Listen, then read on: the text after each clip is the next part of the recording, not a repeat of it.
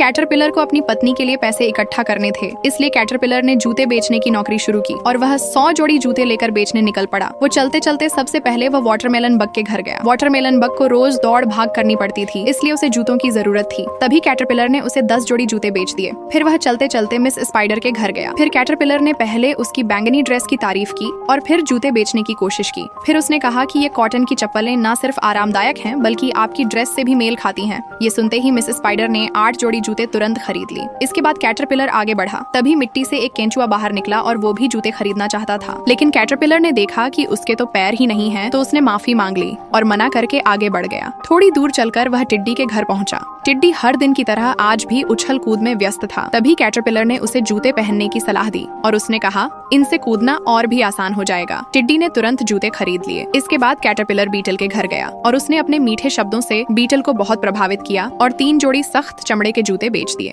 Beetle जूते पहनकर बहुत खुश था। फिर वह बम्बू वर्म के पास गया, लेकिन बम्बू वर्म ने जूते खरीदने से इनकार कर दिया और अपनी सालों की छिपने की कला से वह पेड़ की शाखाओं में ऐसा छिपा कि दिखा ही नहीं। अब कैटरपिलर के पास बेचने को सिर्फ 1 जोड़ी जूते बची थी। तभी उसे एक पत्ते पर बैठा हुआ एक घोंघा दिखा। कैटरपिलर ने सोचा कि ये आखिरी जोड़ी जूते उसे बेच देगा, लेकिन घोंघा मुश्किल में पड़ गया क्योंकि उसके पास भी पैर नहीं थे। लेकिन फिर भी घोंघा ने सिर्फ 1 जोड़ी जूता लिया और उसमें बैठकर आराम से रहने लगा। लेकिन अब भी एक जूता और बचा था। लेकिन तभी एक छोटा सा पिस्सू उछलता कूदता उसके पास आया। तभी कैटरपिलर के मन में एक विचार आया। वह यह जूता पिस्सू को एक छोटा सा घर बनाकर बेच सकता है। उसने पिस्सू को छूट भी दी। पिस्सू बहुत खुश हुआ। वह जूते में रहने लगा। वह घर बड़ा और आरामदायक था। उसने अपने परिवार को भी वहीं बुला लिया। इसी तरह सारे जूते बिक गए और कैटरपिलर ने ढेर सारे पैसे कमाए।